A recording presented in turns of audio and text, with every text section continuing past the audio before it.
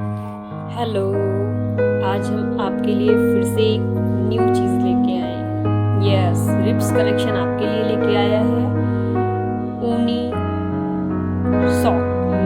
Shoes, ऊनी shoes बच्चों के लिए, जो हम बिना क्रोशिया बिना सिलाई के बना के तैयार करेंगे। देखिए कितने अच्छे लग रहे हैं बच्चों के पैर में।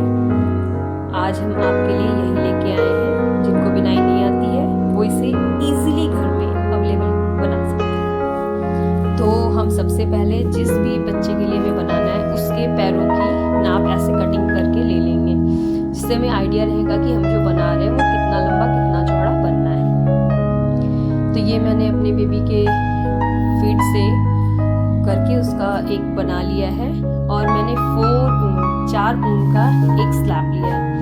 इसको हम चोटियाँ बनाएंगे।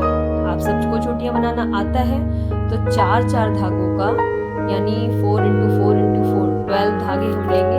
12 धागों से हम 4 धागों की 3 जगह हम कर लेंगे, और इससे पतली पतली चोटियाँ बनाएंगे। बहुत टाइट नहीं बनानी है, लूज बनाना है, लेकिन इन धागों से मिला के हम उनकी चोटियाँ बना लेंगे। देखिए 4 धागे रहने से इक्वल रहेगा, और ज़्यादा मोटा नहीं होगा, ज़्यादा पतला नहीं होगा।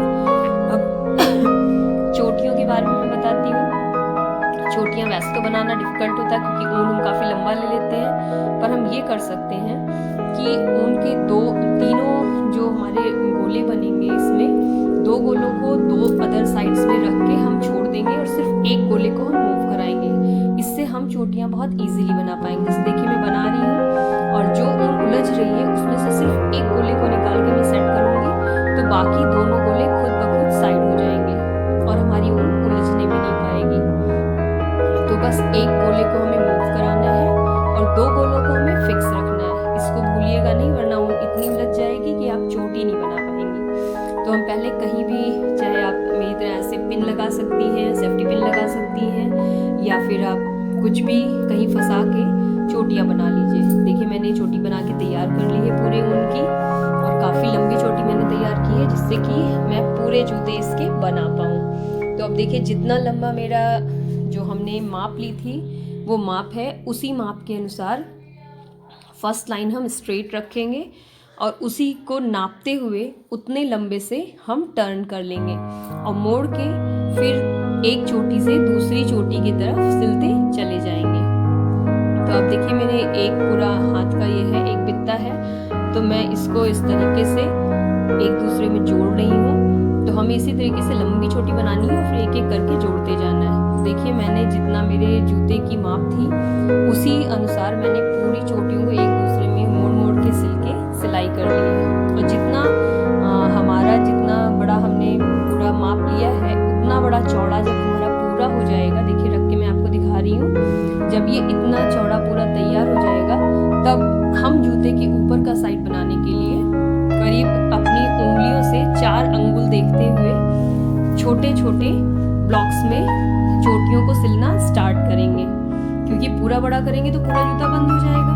तो हमें ये याद रखना है कि पहले एक बित्ता हमें लंबा रखना है, और जब हमारे जितना माप है उतने के बराबर हो जाएगा, फिर देखिए छोटा ये मैंने सिला है, तो ऐसे ही मोड़ के सिलने के लिए हम छोटे छोटे यानी 4 अंगुल अपनी फिंगर से नाप लीजिएगा, 4 अंगुल तक छोटे छोटे 3 से 4 बार चोटियों की हमें गोल डिजाइन बनानी है, यानी ऊपर से नीचे फिर नीचे से ऊपर, ऐसे आप लगभग 3 से 4 बार, जैसे आपके बच्चे का पैर हो। जैसे ज़्यादा मोटा पैर है तो आप 4 कर दीजिए, अदरवाइज 3। देखिए मैंने 3 किया है। पहले 2 में हमने चोटियाँ जो की थी, देखिए 2 छोटा किया है। ये क्यों कर रहे हैं हम आपको बाद में बताएंगे, अभी आप इसको समझ लीजिए।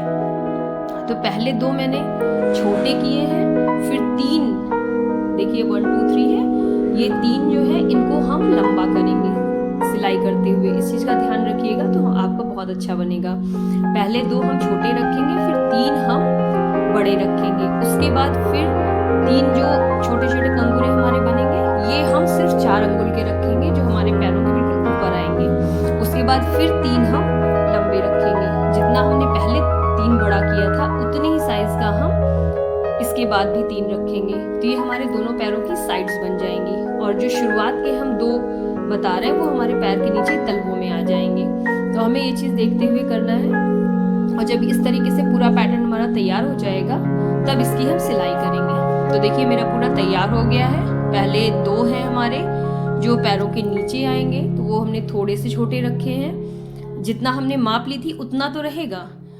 उसके बाद जो 3 कंगूरे हम बड़े बना रहे हैं वो माप से थोड़ा सा एक्स्ट्रा करके हम करेंगे, क्योंकि ये मुड़ के सिलेंगे। तो उसके बाद ये जो 3 कंगूरे हमने छोटे रखे ये हमारे पैर के ऊपर आएंगे, तो हम अपनी उंगली से 4 अंगुल नाप के इसको ऊपर का रखेंगे। उसके बाद लास्ट के भी 3 कंगूरे हमारे हैं, वो भी जो हमने माप ली है उससे थोड़ा सा बड़ा रहेगा। तो देखिए अब आप देख रहे हैं शेप किस तरीके से तैयार हो रहा है। तो इस तरीके से हम मोड़ के इसको स्टिचिंग करेंगे। अब आप देखिए स्टिचिंग का तरीका क्या होगा हमारा। इन दोनों कंगूरों को हम आपस में एक दूसरे से मिला के फिर सिलाई कर देंगे। थोड़ा कहीं ऊपर नीचे लगे तो आप उसको एडजस्ट कर लीजिएगा। और 2 कंगूरे जो हमने छोटे बनाए थे ये तल्ले की तरह नीचे से आ जाएंगे। तो देखिए आपको समझ में आ रहा होगा मैंने क्यों छोटे और बड़े कराए थे। पहले आप तीनों कंगूरों को एक दूसरे के साथ सिल देंगे और फिर नीचे का जो तल्ला है उसको एडजस्ट करते हुए साइड से हम स्टिच करते हुए चले आएंगे। और ये स्टिच जब हम करेंगे थोड़ा सा अगर कहीं आपको लगता है जैसे मेरी चोटियाँ थोड़ा सा ढीली और टाइट मिक्स हो गई हैं तो थोड़ा सा गड़बड़ लग रहा है, बट आप इसको एक सार बनाएंगे तो बहुत अच्छा आएगा। तो देखिए मैंने इस तरीके से सिल दिया है।